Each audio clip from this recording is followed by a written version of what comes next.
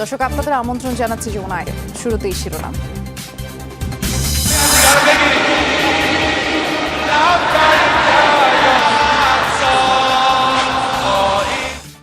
তেহরানের গ্র্যান্ড মুসাল্লায় খামেনিকে শ্রদ্ধা জানাতে সর্বসাধারণের ঢল। বৃহস্পতিবার মাশহাদে দাফন। ইরানের প্রয়াত সর্বোচ্চ ধর্মীয় নেতার দাফনে বিলম্ব হওয়াকে ঘিরে রহস্য। নিরাপত্তার কারণে 4 মাসেরও বেশি সময় পর হচ্ছে দাফন। অভ্যুত্থানে 3 বছরে অর্থনীতিতে অবিশ্বাস্য সাফল্য শ্রীলঙ্কার, পেয়েছে উচ্চ মধ্যম আয়ের দেশের স্বীকৃতি।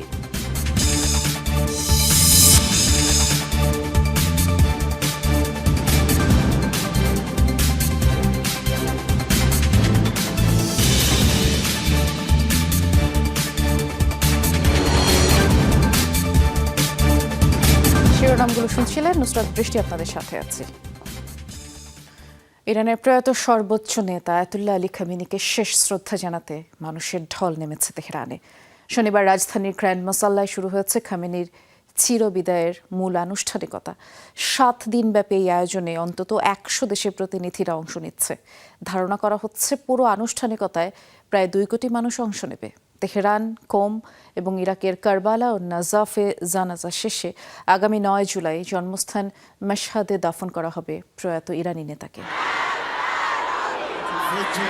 তেহরান জুড়ে শোকের মাতম। প্রয়াত সর্বোচ্চ নেতাকে চিরবিদায় জানাতে লাখো মানুষের ঢল। ইরানের রাজধানীর গ্র্যান্ড মুসাল্লায় কফিনবন্দি নিহত সর্বোচ্চ ধর্মীয় নেতা আয়াতুল্লাহ আলী খামেনি। ক্ষমতা, প্রভাব কিংবা রাজনীতি সবকিছুই যেন থমকে আছে এখানে। কেবল একজন নেতার বিদায় নয়, একটি অধ্যায়ের অবসান। কালো পোশাকে প্রিয় নেতার প্রতি শ্রদ্ধা জানাতে এসেছে শোকাহত জনতা। হাতে কোরআন, দেশের পতাকা আর প্রিয় নেতার ছবি। অশ্রুসিক্ত চোখে শোকের মাতম যেমন আছে, প্রতিশোধের স্লোগানও শোনা গেছে অনেকের কণ্ঠে। বৃহস্পতিবার রাজধানীর ইমাম খোমেনি হোসেইনিয়াতে উন্মোচন করা হয় খামেনির কফিন। প্রথমবার প্রকাশ্যে আসে সর্বোচ্চ ধর্মীয় নেতা, তার পুত্রবধূ, 14 মাসের নাতনি, কন্যা ও জামাতার মরদেহ। গত 28 ফেব্রুয়ারি যুক্তরাষ্ট্র ও ইসরায়েলের যৌথ হামলায় যাদের মৃত্যু হয়েছে। নিহতদের প্রতি সম্মান জানান বিভিন্ন দেশ ও ধর্মের প্রতিনিধিরা। উপস্থিত ছিলেন ভারত, পাকিস্তান, ইন্দোনেশিয়া সহ 30 দেশের কয়েকটি দল। সপ্তাহব্যাপী চলবে আলী খামেনির শেষ বিদায়ের আনুষ্ঠানিকতা। 6 জুলাই তেহরানে প্রথম দফা জানাজার পর খামেনি সহ অন্যদের মরদেহ নেওয়া হবে পবিত্র কোম শহরে। সেখানে আরেক দফা জানাজার পর 8 জুলাই ইরাকে নেওয়া হবে মরদেহ। নাজাফ ও কারবালায় আরও 2 ধাপে হওয়ার কথা জানাজা। 9 জুলাই মাশহাদ শহরে ইমাম রেজার মাজারে সমাহিত করা হবে আয়াতুল্লাহ খামেনিকে। ধারণা করা হচ্ছে আনুমানিক 2 কোটি লোক সমাগম হতে পারে আয়াতুল্লাহ খামেনির জানাজায়। Dorothy Tasrin, Jamuna news. দর্শক, এবার আমরা সরাসরি তেহরানে যাচ্ছি। সেখানে চলছে প্রয়াত সর্বোচ্চ ধর্মীয় নেতা আয়াতুল্লাহ আলী খামেনির শেষ বিদায়ের আনুষ্ঠানিকতা। আমরা একটু সরাসরি দেখব।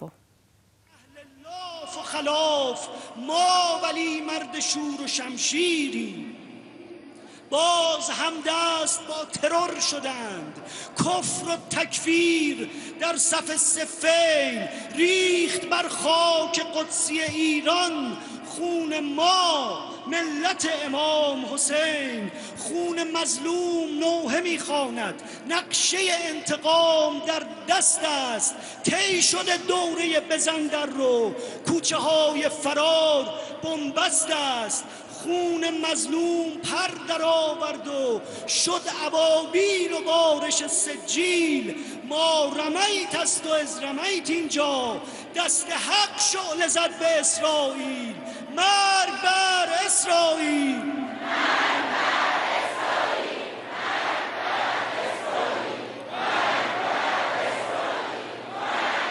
باز جنگ حرامی است و حرم، جنگ کفتارها و کفترها. باز هم پیش دیده زینب بر سر نیزه می رود سرها. باز شیران حق نشان دادند کار خون از خطر درست‌تر است لانه مارهای صهیون از خانه عنکبوت سست‌تر است آرش این بار رخت سبز به تن تیر خیبر شکن گرفت به کف خیره در چشمهای صهیون شد یا علی گفت و زد به قلب هدف تازه آغاز انتقام است این تیر آرش بلند پرواز است حرم ماست این وطن ایران پر سردار দর্শক, আমরা সরাসরি দেখছিলাম আয়াতুল্লাহ আল খামিনির শেষ বিদায়ের যে আনুষ্ঠানিকতা তেহরানে চলছে, সরাসরি দেখাচ্ছিলাম। এদিকে বাবার জানাজা ইরানের নতুন সর্বোচ্চ ধর্মীয় নেতা মুজতবা খামেনি থাকবেন কিনা তা নিয়ে জল্পনা কল্পনা চলছে। ইরানের বিভিন্ন গণমাধ্যম বলছে ইসরায়েলের হিট লিস্টের শীর্ষে তিনি রয়েছেন, আর প্রকাশ্যে আসলেই থাকছে বড় হামলার শঙ্কা। এ নিয়ে গণমাধ্যমগুলোয় বিভ্রান্তিও ছড়িয়েছে। কোনো কোনো গণমাধ্যম বলছে বাবার জানাজায় মুজতবা উপস্থিত থাকতে পারেন, তবে এ নিয়ে তেহরানের পক্ষ থেকে আনুষ্ঠানিকভাবে কিছু জানানো হয়নি। এর আগে 28 ফেব্রুয়ারি ইসরায়েল যুক্তরাষ্ট্রের হামলায় গুরুতর আহত হন ইরানের নতুন সর্বোচ্চ ধর্মীয় নেতা মুজতবা খামেনি। এদিকে আয়াতুল্লাহ আলী খামেনির শেষ বিদায় উপলক্ষে উপস্থিত লাখো মানুষের জন্য খাবার ও পানীয়র ব্যবস্থা করেছে সরকারি ও বেসরকারি বিভিন্ন প্রতিষ্ঠান। বিনামূল্যে দেয়া হচ্ছে চা, শরবত, হালকা নাস্তা। দূর দূরান্ত থেকে তেহরানে আসা লাখ লাখ মানুষের অবসাদ দূর করতেই এই প্রচেষ্টা আয়োজকদের। এই শেষকৃত্যের মাধ্যমে ইসলামী প্রজাতন্ত্র ইরানের প্রতি জনগণের সমর্থন ও বিপ্লবী চেতনা ফুটিয়ে তোলার চেষ্টা করছে দেশের সরকার। বিভিন্ন আনুষ্ঠানিকতার পর খামেনির মরদেহ ইরান থেকে ইরাকে নেওয়া হবে। শিয়া মুসলিমদের প্রধান ধর্মীয় কেন্দ্র নাজাফ ও কারবালা হয়ে আগামী বৃহস্পতিবার 9 জুলাই ইরানের ইমাম রেজা মাজারে তাকে দাফন করা হবে। মার্কিন প্রেসিডেন্ট ডোনাল্ড ট্রাম্প ইরানকে ক্ষুধার্ত জাতি বলে তীব্র প্রতিক্রিয়া জানিয়েছে ইরান। পাল্টা বিদ্রুপ করে দেশটির পার্লামেন্টের স্পিকার মোহাম্মদ বাঘের কালিবাফ বলেছেন যে দেশের 4 কোটি মানুষ খাদ্য সহায়তার উপর নির্ভরশীল, তাদের অন্য দেশকে ক্ষুধার্ত বলাটা হাস্যকর। শুক্রবার সামাজিক যোগাযোগ মাধ্যম এক্সে দেয়া পোস্টে গালিবাফ আরও বলেন, প্রেসিডেন্ট ট্রাম্প তার নিজ দেশের অভ্যন্তরীণ সংকট আড়ালের ব্যর্থ চেষ্টা করছেন। যুক্তরাষ্ট্রের মানুষের অপুষ্টির হারের দিকে নজর দেওয়ারও পরামর্শ দেন তিনি। সম্প্রতি সিএনবিসিকে দেয়া এক সাক্ষাৎকারে প্রেসিডেন্ট ট্রাম্প দাবি করেন ইরানের অর্থনীতি ভেঙে পড়েছে। তেহরানের সাথে দ্বিপাক্ষিক চুক্তির মাধ্যমে খাদ্য রপ্তানির পরিকল্পনাও জানান।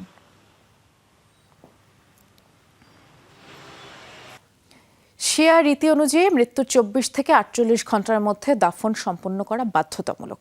যুক্তরাষ্ট্র ইসরায়েলের যৌথ হামলায় নিহত আয়াতুল্লাহ আলী খামেনির সঙ্গেও এমনটাই হবে বলে প্রত্যাশা ছিল, কিন্তু একে একে 4 মাসেরও বেশি সময় পার হলো। খামেনির শেষ বিদায় নিয়েও রহস্য তৈরি হলো। সহকর্মী অনিক রহমানের তৈরি বিশেষ প্রতিবেদনের পেছনের কারণ জানব। 2026 সালের 28 ফেব্রুয়ারি তেহরানের কেন্দ্রস্থলে একটি ভূগর্ভস্থ বাংকারে নিখুঁত বিমান হামলা চালায় যুক্তরাষ্ট্র ও ইসরায়েল। 50টিরও বেশি যুদ্ধবিমান দিয়ে শতাধিক বোমা ফেলে লক্ষ্যবস্তুতে, যাতে ইরানের সর্বোচ্চ নেতা আয়াতুল্লাহ আলী খামেনি সহ তার পরিবারের বেশ কয়েকজন সদস্য প্রাণ হারান। প্রথম কয়েক ঘণ্টা রাষ্ট্রীয় গণমাধ্যমগুলো খবরটি অস্বীকার করে। দাবি করা হয় সম্পূর্ণ সুস্থ থেকে নিরাপদ স্থান থেকে দেশ পরিচালনা করছেন খামেনি। কিন্তু 1 মার্চ পরিস্থিতি বদলে যায়। রাষ্ট্রীয়ভাবে তার মৃত্যুর খবর নিশ্চিত করা হয়। একই সাথে 40 দিনের জাতীয় শোকও ঘোষণা করা হয়। সবাই ধরেই নিয়েছিল দ্রুতই রাষ্ট্রীয়ভাবে আয়োজিত হতে যাচ্ছে বিশাল কোনো জানাজা। কিন্তু সেই জানাজা আর হলো না। বারবার পেছালো দাফনের সময়সূচি। মার্চে দেওয়া তারিখ পিছিয়ে করা হলো জুনে, অতঃপর জুলাইয়ে। অন্যদিকে একটি দেশের সর্বোচ্চ নেতার মরদেহ পড়ে থাকলো হিমাগারে। মূলত এই অস্বাভাবিক বিলম্বের পেছনে রাষ্ট্রীয়ভাবে দায়ী করা হলো যুদ্ধের ডামাডোল আর চরম নিরাপত্তার ঝুঁকিকে। কেননা যুক্তরাষ্ট্র ইসরায়েলের ক্রমাগত বোমাবর্ষণের মধ্যে কয়েক কোটি মানুষের সমাবেশ এয়ার স্ট্রাইকের জন্য কতটা সহজ লক্ষ্যবস্তু হতে পারে তা গোয়েন্দারা খুব ভালো করেই জানতেন।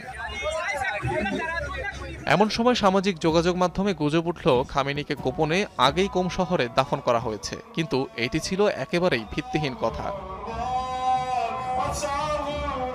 ঠিক এই সুযোগটি কাজে লাগিয়েছিল ইরানের বিপ্লবী গার্ড বাহিনী আইআরজিসি।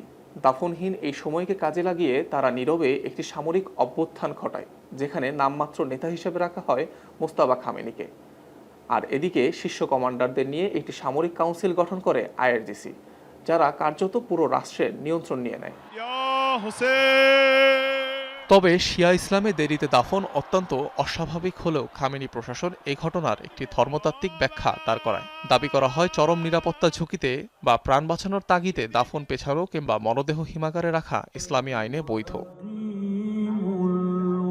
দীর্ঘ এই বিলম্বকে ইরানি জনগণের আবেগ একীভূত করতে কাজে লাগায় প্রশাসন। খামেনির মৃত্যুকে শিয়া ইমামদের শাহাদাতের সাথে তুলনা করে তারা। অবশেষে 4 মাসের অপেক্ষা শেষ হলো। বহুল প্রতীক্ষিত আয়াতুল্লাহ খামেনির রাষ্ট্রীয় দাফন প্রক্রিয়া শুরু হয়েছে। দীর্ঘ এই বিলম্ব শুধুমাত্র একটি মরদেহ দাফনের গল্পের অপেক্ষা নয়, বরং চরম চাপের মুখে কিভাবে এটি রাষ্ট্র টিকে থাকে তারই প্রামাণ্য এক দলিল। আয়াতুল্লাহ আলী খামেনির দাফনের মধ্য দিয়ে হয়তো একটি গল্পের অবসান হবে, কিন্তু দীর্ঘ এই সময়ে ইরানের ক্ষমতার কেন্দ্র যে বদলে গেছে, মোস্তাবা খামেনি শক্তিশালী না হওয়া পর্যন্ত সেই ধারাবাহিকতায় হয়তো বহাল থাকবে। অনিক রহমান, যমুনা নিউজ।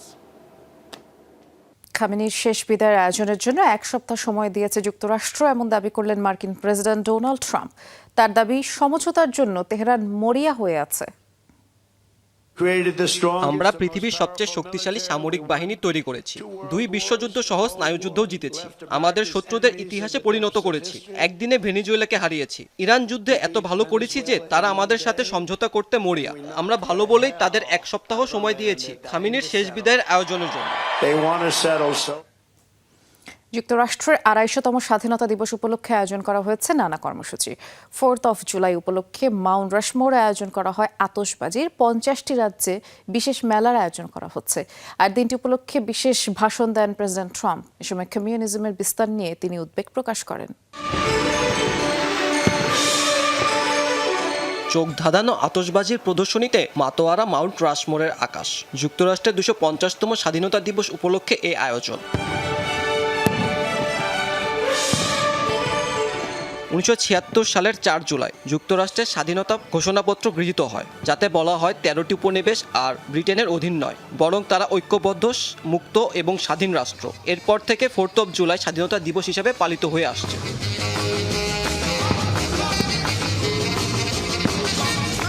স্বাধীনতার 250 বছরকে ঘিরে নেওয়া হয়েছে নানা কর্মসূচি। স্ট্যাচু অব লিবার্টির পাশ দিয়ে প্রদক্ষিণ করে মার্কিন পতাকাবাহী বিশেষ পালতোলা জাহাজ ও ফেরি। এটি আমাদের 250তম স্বাধীনতা বার্ষিকী, যা অত্যন্ত তাৎপর্যপূর্ণ একটি মুহূর্ত। এই ঐতিহাসিক অভিজ্ঞতার অংশ হতে পেরে এবং পরিবারের সবাইকে নিয়ে উৎসবটি উপভোগ করতে পেরে আমার দারুণ লাগছে। দিনটি উপলক্ষে মাউন্ট রাশমোরে ভাষণ দেন মার্কিন প্রেসিডেন্ট ডোনাল্ড ট্রাম্প। এ সময় দেশটির প্রতিষ্ঠাতাদের স্বপ্ন এবং তাদের দেয়া স্বাধীনতাকে রক্ষা করার আহ্বান জানান। যুক্তরাষ্ট্রের মাটিতে আবারও নতুন করে কমিউনিস্টরা মাথাচাড়া দিয়ে উঠছে বলে অভিযোগ করেন তিনি। এক প্রজন্ম আগে আমরা স্নায়ুযুদ্ধে কমিউনিজমের বিরুদ্ধে লড়াইয়ে জয়ী হয়েছিলাম, অথচ আজ আমাদের নিজেদের ভূমিতেই সেই কমিউনিস্টদের পুনরুত্থান হচ্ছে। এ দেশে নতুন করে আসা একটা অংশ এমন এক আদর্শ ছড়াচ্ছে যা আমাদের জীবনযাত্রার সম্পূর্ণ পরিপন্থী। এটি সাধারণ কোনো রাজনৈতিক মতবিরোধ নয়। কমিউনিজম হচ্ছে আমেরিকার স্বাধীনতার জন্য একটি মরণঘাতী হুমকি। দিনটি উপলক্ষে শুভেচ্ছা জানায় নিউ ইয়র্ক সিটির মেয়র মামদানি। দেশের ভিতরে বর্ণবাদ ও সামাজিক বিভেদগুলোর মুখোমুখি হয়ে একটি বৈষম্যহীন সমাজ গড়ে তোলার আহ্বান জানান তিনি। এই 250 বছরের মাইলফলক আমাদের 34 কোটি মানুষের একসাথে আসার সুযোগ করে দিয়েছে। আজ সময় এসেছে একে অপরের পাশে দাঁড়ানোর। এছাড়া দেশটির বিভিন্ন রাজ্যে আয়োজন করা হচ্ছে বিশেষ মেলার। সেই সাথে থাকছে বিশ্বের প্রায় 20টি দেশের 60টি ঐতিহ্যবাহী নৌযান নিয়ে বিশাল এক প্রদর্শনী। মাহমুদ সাকিব, যমুনা নিউজ। ঘুরে দাঁড়ানোর এক অবিশ্বাস্য গল্প লিখল শ্রীলঙ্কা। 2022 সালে অর্থনৈতিক বিপর্যয়ের জেরে তীব্র আন্দোলনের মুখে সরকার পতন হয়েছিল দেশটিতে। মাত্র 3 বছরের ব্যবধানে সেই শ্রীলঙ্কাই উচ্চ মধ্যম আয়ের দেশের স্বীকৃতি পেল। 2025 সালে জিডিপিতে 5% প্রবৃদ্ধি অর্জন করায় আয়ের দিক থেকে দেশটির পুনঃশ্রেণী বিন্যাস করেছে বিশ্বব্যাংক। সংস্থাটির সবশেষ সূচকে শ্রীলঙ্কা ছাড়া উচ্চ মধ্যম আয়ের স্বীকৃতি পেয়েছে আরও 4 দেশ। এছাড়া টোগো নিম্ন আয়ের দেশ থেকে পেয়েছে নিম্ন মধ্যম আয়ের দেশের মর্যাদা। করোনার ধাক্কায় স্বাধীনতার পর সবচেয়ে বড় অর্থনৈতিক বিপর্যয়ে পড়েছিল শ্রীলঙ্কা। 2022 সালে সেই সংকটের জেরে শুরু হয় তীব্র আন্দোলন। ফলাফল রাজাপাকসে পরিবারের শাসনের পতন। অর্থনৈতিক ও রাজনৈতিক অস্থিরতা সামলে স্থিতিশীল হতে খুব বেশি সময় নেয়নি শ্রীলঙ্কা। মাত্র 3 বছরের ব্যবধানে গতি ফিরেছে দেশটির অর্থনীতিতে। সরকারের সুনির্দিষ্ট পরিকল্পনায় 2025 সালে তাদের মোট জিডিপি 5% প্রবৃদ্ধি অর্জন করেছে। ফলে দেশটিকে উচ্চ মধ্যম আয়ের দেশ হিসেবে স্বীকৃতি দিয়েছে বিশ্বব্যাংক। বিশ্বব্যাংকের সবশেষ প্রতিবেদনে শ্রীলঙ্কার এই অভাবনীয় উত্থানকে পুনরুদ্ধারের গল্প আখ্যা দেওয়া হয়েছে। বলা হয়েছে, শিল্প খাত, পর্যটন ও আর্থিক সেবা খাতের প্রবৃদ্ধি এবং বৈদেশিক আয় বৃদ্ধি গুরুত্বপূর্ণ ভূমিকা রেখেছে দ্বীপরাষ্ট্রটির অর্থনীতি সম্প্রসারণে। শ্রীলঙ্কা ছাড়াও উচ্চ মধ্যম আয়ের দেশ হিসেবে স্বীকৃতি পেয়েছে আরও 4 দেশ। এর মধ্যে গত বছর ভিয়েতনামের রফতানি বেড়েছে 15%, যার জেরে জিডিপি প্রবৃদ্ধি অর্জন করেছে 8%। বাকি 3টি হলো জর্ডান, ফিলিপাইন ও মাইক্রোনেশিয়া। এছাড়া নিম্ন আয়ের দেশ থেকে নিম্ন মধ্যম আয়ের দেশ হয়েছে টোগো। মূলত মাথাপিছু মোট জাতীয় আয়ের উপর ভিত্তি করে 4টি শ্রেণীতে বিভিন্ন দেশকে ভাগ করে বিশ্বব্যাংক। এবারের তালিকায় অন্তর্ভুক্ত করা হয়েছে 218টি দেশ ও অর্থনীতিকে। এ তালিকায় বাংলাদেশকে নিম্ন মধ্যম আয়ের দেশ হিসেবে শ্রেণীভুক্ত করা হয়েছে। বিশ্বব্যাংক জানিয়েছে, আগামী বছরের জুন পর্যন্ত বৈশ্বিক মানদণ্ড হিসেবে এই শ্রেণীবিন্যাস ব্যবহৃত হবে।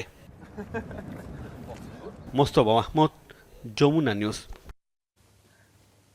ইরানের বেসামরিক বিমানকে ইয়েমেনের আন্তর্জাতিক বিমানবন্দরে অবতরণে বাধা দেওয়ার চেষ্টা করেছিল সৌদি আরবের যুদ্ধ বিমান, যা প্রতিহত করেছে হুতি, এমন দাবি বিদ্রোহী গোষ্ঠীটির মুখপাত্র ইয়াহিয়া সারের।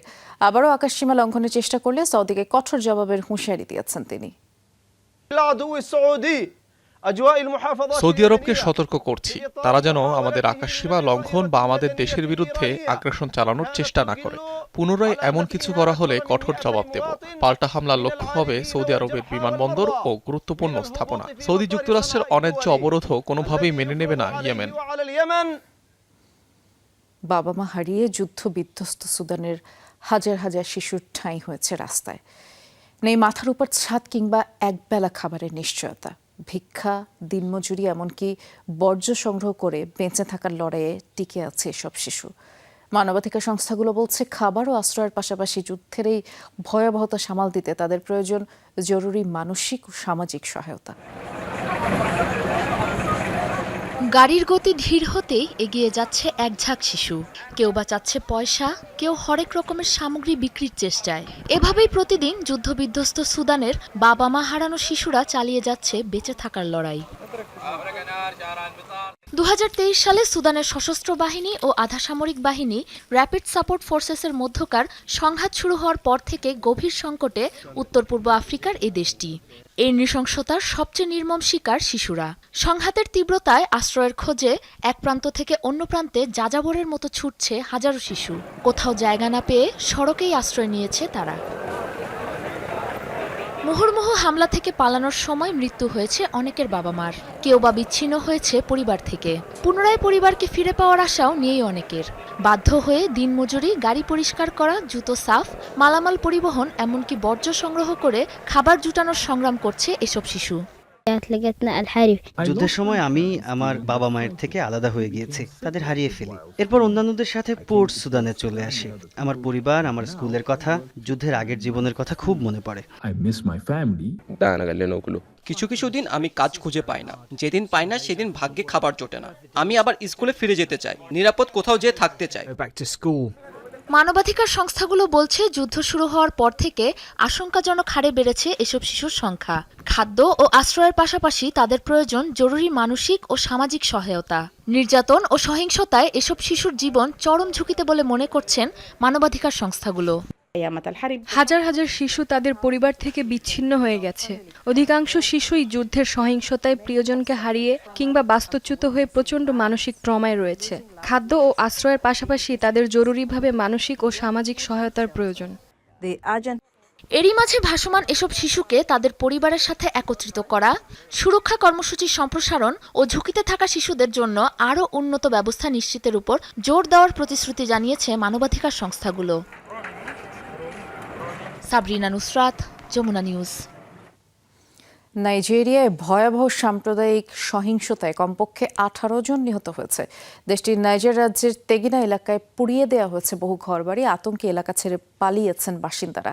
এদিকে সরকারের বিরুদ্ধে প্রাণহানির প্রকৃত সংখ্যা গোপনের অভিযোগ স্থানীয়দের। পুলিশ জানায় স্থানীয় ফুলানি সম্প্রদায়ের এক ব্যক্তিকে গুলি করে হত্যার জেরে গত সোমবার সহিংসতা ছড়িয়ে পড়ে। পাল্টা হামলা হয় কামুকো সম্প্রদায়ের উপর। এরপর পাল্টাপাল্টি হামলায় পরিস্থিতি ভয়াবহ রূপ নেয়। নাইজেরিয়ার কয়েকটি রাজ্যে নিয়মিতই হয় সাম্প্রদায়িক সহিংসতা। চীনের হাইনান প্রদেশে তাণ্ডব চালিয়েছে শক্তিশালী টাইফুন। শুক্রবার স্থানীয় সময় সন্ধ্যা 6:20 আঘাত হানে টাইফুন মেইজাক। শনিবার দেশটির আবহাওয়া অফিস এই তথ্য নিশ্চিত করেছে। টাইফুনের সর্বোচ্চ গতি ছিল সেকেন্ডে 23 মিটার। ব্যাপক ক্ষয়ক্ষতির তথ্য জানা গেছে এবং টাইফুনের প্রভাবে তীব্র ঢেউয়ের কারণে ক্ষতিগ্রস্ত হয়েছে গভীর সমুদ্রে একটি মাছ চাষ কেন্দ্র। চলতি বছর প্রদেশটিতে 10মবারের মতো আঘাত হানল টাইফুন। এই দুর্যোগের কারণে হাইনানের সকল রুটে বাস ও ট্রেন চলাচল বন্ধ রাখা হয়। স্থগিত করা হয় সানিয়া ফিনিক্স আন্তর্জাতিক বিমানবন্দরের সব ফ্লাইট। একই দিন ফেরি চলাচল বন্ধের নির্দেশনা দেওয়া হয়। আগামী কিছুদিন অঞ্চলটিতে বজ্রসহ বৃষ্টিপাত হবে বলে জানিয়েছে আবহাওয়া অফিস। ভয়াবহ দাবানল ছড়িয়েছে ফ্রান্সের দক্ষিণাঞ্চলে। তীব্র তাপপ্রবাহে বনভূমির গাছপালা শুকিয়ে যাওয়ায় দ্রুত আগুন ছড়াচ্ছে। বৃহস্পতিবার এই দাবানলের সূত্রপাত হয়। আগুনের তীব্রতা দেখা যায় দক্ষিণের একাধিক বনে। পুড়ে গেছে 1200 হেক্টরের বেশি জমি বলে জানিয়েছেন দেশটির স্বরাষ্ট্রমন্ত্রী লারা নুনেজ। সবচেয়ে বড় আগুন ছড়িয়েছে সীমান্তবর্তী অড এলাকায়। পুড়ে গেছে 900 হেক্টর জমি। আগুন নিয়ন্ত্রণে হিমশিম খাচ্ছে ফায়ার সার্ভিসের 800 কর্মী। আগুন ছড়িয়েছে মার্সি বিমানবন্দর এলাকায়। তীব্র ধোঁয়া আতঙ্ক ছড়ায় যাত্রীদের মাঝে। বিভিন্ন এলাকা থেকে নিরাপদে সরিয়ে নেওয়া হয়েছিল পর্যটকদের এবং তীব্র দাবদাহের কারণেই এই দাবানল ছড়িয়েছে বলে জানিয়েছে কর্তৃপক্ষ। ভয়াবহ দাবানল ছড়িয়েছে পর্তুগালের মধ্যাঞ্চলেও। এরই মধ্যে প্রায় 6000 একর বনভূমি এলাকা পুড়ে গেছে। আগুন ছড়িয়ে পড়েছে লোকালয়েও। ভিসিওর 3টি শহরে আবাসিক এলাকা পুড়ছে। তীব্র বাতাস ও গরমের কারণে ভয়াবহ দ্রুততায় আগুন ছড়াচ্ছে। কয়েকজন আহতও হয়েছেন। এই পরিস্থিতি বিপজ্জনক হয়ে ওঠায় নিরাপদ স্থানে সরিয়ে নেওয়া হয় একটি গ্রামের বাসিন্দাদের। আগুন নিয়ন্ত্রণে কাজ করছে 1000 ফায়ার সার্ভিস কর্মী। ব্যবহার করা হচ্ছে প্রায় 300 যান, 8টি বিমান। ইউরোপ জুড়ে চলমান তীব্র দাবদাহের কারণে এই দাবানল ছড়িয়েছে বলে ধারণা করছেন পরিবেশবিদরা।